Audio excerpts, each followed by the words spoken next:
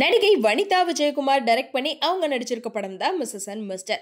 இந்த படத்தை வந்து வனிதாவோட பொண்ணு ஜோவிகா தான் தயாரிச்சிருக்காங்க. அது மட்டும் இல்லாமல் இந்த படம் ரிலீஸ் ஆனதுக்கு அப்புறம் நிறைய ப்ரமோஷனுமே வந்து வனிதா பண்ணிட்டு இருந்தாங்க. ஸோ படத்தை ஒன் டைம் ஆச்சு பாருங்கப்பா அப்படின்னு சொல்லி தான் வந்து எல்லா ப்ரெஸ் மீட்லையுமே பேசிட்டு இருந்தாங்க. ஆனாலுமே இந்த படத்தை பற்றி நிறைய சர்ச்சைகள் சோஷியல் மீடியாவில் போயிட்டே தான் இருக்கு. அதில் முக்கியமான ஒரு பிரச்சனை என்ன அப்படின்னா, இந்த படத்தில் வந்து மைக்கேல் மதன காமராஜன் படத்துலேருந்து இளையராஜா வந்து இசையமைச்ச சிவராத்திரி அப்படின்ற பாட்டை யூஸ் பண்ணியிருந்தாங்க. ஸோ இந்த பாட்டை என்னோட பெர்மிஷன் இல்லாமல் அவங்க யூஸ் பண்ணிட்டாங்க, அதனால இந்த படத்துலேருந்து இந்த பாட்டை கண்டிப்பாக நீக்கணும் அப்படின்னு சொல்லி சென்னை உயர்நீதிமன்றத்தில் இளையராஜா கேஸ் போட்டிருந்தாரு.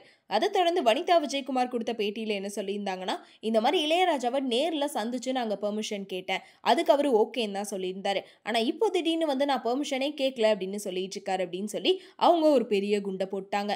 அதுலேயும் முக்கியமாக அவங்க அதில் சொன்ன விஷயம் வந்து ஒரு பெரிய பிரச்சனையாக ஆச்சு அப்படின்னு கூட சொல்லலாம். அதாவது என்னன்னா, அந்த வீட்டில் தான் நான் வந்து வளர்ந்தேன், அந்த வீட்டு லாக்கர்ல இருந்தெல்லாம் நான் நகை எடுத்துகிட்டு போய் சாமிக்கு பூஜை பண்ணியிருக்கேன், அந்த வீட்டோட மருமகனா அப்படின்னு அவங்க சொன்ன ஒத்த வார்த்தையில் தான் மொத்த சர்ச்சையும் வந்து கிளம்பிடுச்சு அப்படின்னு சொல்லலாம். அதனாலே படத்தை பற்றி பேசிகிட்டு இருந்தவங்க இளையராஜா வீட்டு மருமகளா அப்படின்னு சொல்லி அந்த இஷ்யூ பற்றி தான் பேசிகிட்டு இருந்தாங்க. ஸோ இப்படி இந்த பிரச்சனைகள் வந்து பெருசாகிட்டே தான் இருந்துச்சு. இந்த நிலையில் இப்போ ரீசெண்டாக வந்து இந்த கேஸ் வந்து இப்போ கோர்ட்டில் வந்து விசாரணைக்கு வந்திருக்கு. அப்போ வனிதா விஜயகுமார் வந்து கோர்ட்டில் நேரில் வந்து ஆஜராயிருக்காங்க. அப்போ இளையராஜாவோட 4850 பாட்டை வந்து சோனி மியூசிக் நிறுவனம் வாங்கியிருக்காங்க. நான் அவங்க கிட்ட தான் இந்த பாட்டை வந்து வாங்கி படத்தில் பயன்படுத்தினேன் அப்படின்னுமே சொல்லியிருக்காங்க.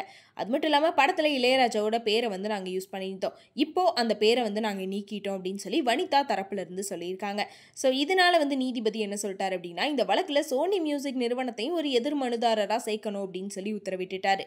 அது மட்டும் இல்லாமல் இந்த விசாரணை வந்து ஆகஸ்ட் 18ஆம் தேதி வந்து ஒத்தி வச்சிருக்காங்க. ஸோ இதுக்கப்புறம் இந்த கேஸ் வந்து எப்படி ஆக போகுது அப்படின்ற விஷயம் இன்னும் தெரியலை. ஏன்னா ஆல்ரெடி இந்த படம் ரிலீஸ் ஆகி இந்த படத்துக்கு கலவையான விமர்சனங்கள் தான் கிடைச்சிட்டு இருந்துச்சு.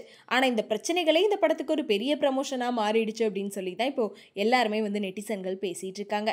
முக்கியமாக இளையராஜா அவர்கள் கேஸ் போட்டதுக்கு அப்புறமா வனிதா தரப்புல இருந்து நாங்கள் ஆதாரமே வச்சிருக்கோம், நேரில் போய் நாங்கள் ஃபோட்டோவே எடுத்திருக்கோம் அப்படின்னு சொல்லி எல்லா ப்ரூஃப்மே வந்து காமிச்சிட்டு இருக்காங்க. ஸோ இந்த நிலையில் ஆகஸ்ட் 18ஆம் தேதியாச்சு இந்த கேஸுக்கு வந்து ஒரு முற்றுப்புள்ளி கிடைக்குதா, இல்லைனா என்ன நடக்க போகுது அப்படின்றதெல்லாம் வெயிட் பண்ணி பார்க்கலாம்.